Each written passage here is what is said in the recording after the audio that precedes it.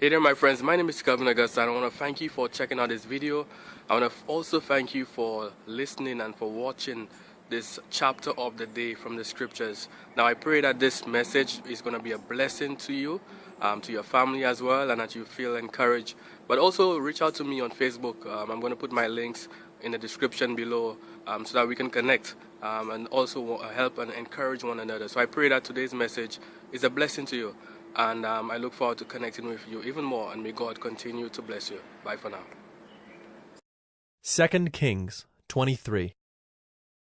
Then the king sent, and all the elders of Judah and Jerusalem were gathered to him. And the king went up to the house of the Lord, and with him all the men of Judah and all the inhabitants of Jerusalem, and the priests and the prophets, all the people, both small and great. And he read in their hearing all the words of the book of the covenant that had been found in the house of the Lord.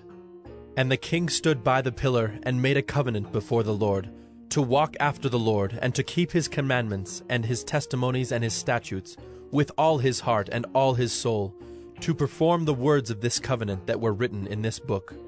And all the people joined in the covenant. And the king commanded Hilkiah the high priest, and the priests of the second order, and the keepers of the threshold, to bring out of the temple of the Lord all the vessels made for Baal, for Asherah, and for all the host of heaven. He burned them outside Jerusalem in the fields of the Kidron, and carried their ashes to Bethel. And he deposed the priests whom the kings of Judah had ordained to make offerings in the high places, at the cities of Judah and around Jerusalem. Those also who burned incense to Baal, to the sun and the moon and the constellations, and all the host of the heavens.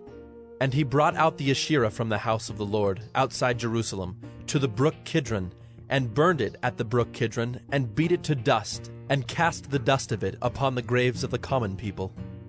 And he broke down the houses of the male cult prostitutes who were in the house of the Lord, where the women wove hangings for the Asherah. And he brought all the priests out of the cities of Judah, and defiled the high places where the priests had made offerings, from Geba to Beersheba.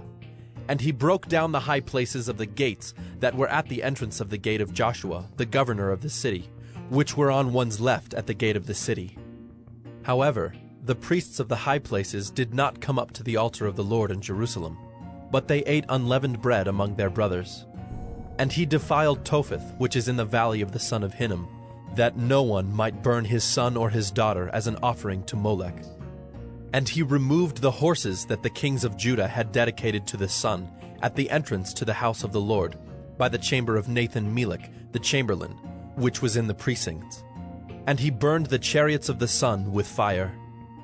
And the altars on the roof of the upper chamber of Ahaz, which the kings of Judah had made, and the altars that Manasseh had made in the two courts of the house of the Lord, he pulled down and broke in pieces and cast the dust of them into the brook Kidron. And the king defiled the high places that were east of Jerusalem, to the south of the Mount of Corruption, which Solomon the king of Israel had built for Ashtoreth, the abomination of the Sidonians, and for Chemosh, the abomination of Moab, and for Milcom, the abomination of the Ammonites. And he broke in pieces the pillars, and cut down the Asherim, and filled their places with the bones of men. Moreover, the altar at Bethel, the high place erected by Jeroboam the son of Nebat, who made Israel to sin, that altar with the high place he pulled down and burned, reducing it to dust. He also burned the Asherah. And as Josiah turned, he saw the tombs there on the mount. And he sent and took the bones out of the tombs, and burned them on the altar, and defiled it, according to the word of the Lord that the man of God proclaimed, who had predicted these things. Then he said, "What is that monument that I see?" And the men of the city told him, "It is the tomb of the man of God who came from Judah, and predicted these things that you have done against the altar at Bethel." And he said, "Let him be. Let no man move his bones." So they let his bones alone, with the bones of the prophet who came out of Samaria. And Josiah removed all the shrines also of the high places that were in the cities of Samaria, which kings of Israel had made, provoking the Lord to anger. He did to them according to all that he had done at Bethel. And he sacrificed all the priests of the high places who were there on the altars, and burned human bones on them. Then he returned to Jerusalem. And the king commanded all the people, "Keep the Passover to the Lord your God. as it is written in this book of the covenant. For no such Passover had been kept since the days of the judges who judged Israel, or during all the days of the kings of Israel, or of the kings of Judah. But in the 18th year of King Josiah, this Passover was kept to the Lord in Jerusalem. Moreover, Josiah put away the mediums and the necromancers, and the household gods and the idols, and all the abominations that were seen in the land of Judah and in Jerusalem, that he might establish the words of the law that were written in the book that Hilkiah the priest found in the house of the Lord.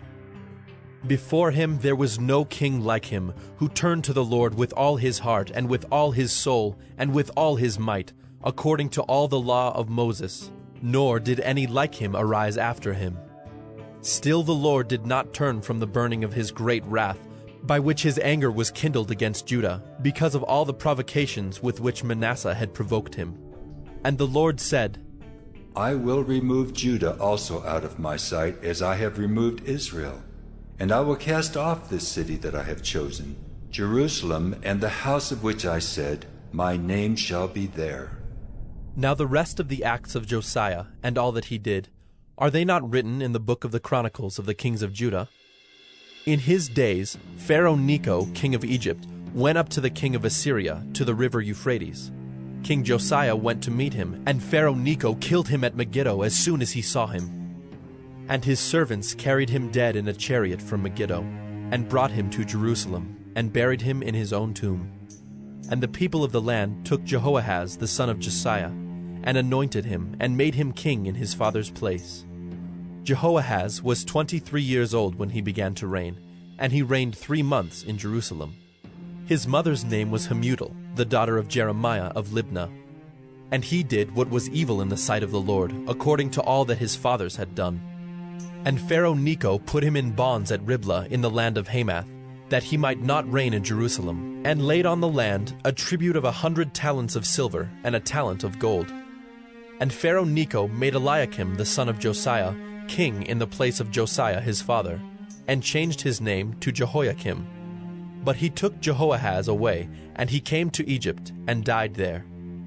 And Jehoiakim gave the silver and the gold to Pharaoh, but he taxed the land to give the money according to the command of Pharaoh. He exacted the silver and the gold of the people of the land, from everyone according to his assessment, to give it to Pharaoh Necho. Jehoiakim was 25 years old when he began to reign, and he reigned 11 years in Jerusalem. His mother's name was Zebidah, the daughter of Pedaiah of Rumah.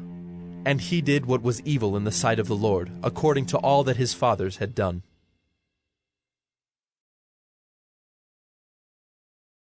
Hey there, my friends. My name is Kelvin Augusta again. Thank you for checking out this episode of 1 Minute Bible Study. Here, the goal is to really share some word of encouragement, share the scriptures, share something from the Bible to inspire us to live godly lives, to get closer to Christ, to connect with God. So again, if you have any questions, issues, quarrels, comments, recommendations, or you just want to reach out, I'm going to put my links to Facebook, my personal profile. I will look forward to connecting with you, to help and encourage one another, and to share in any way that we can be a blessing to one another. So again, feel free to connect with me below. Thank you again for checking out this episode of 1 Minute Bible Study, where we've shared scripture, we've shared encouragement, and I look forward to connecting with you. May God continue to bless you. Bye for now.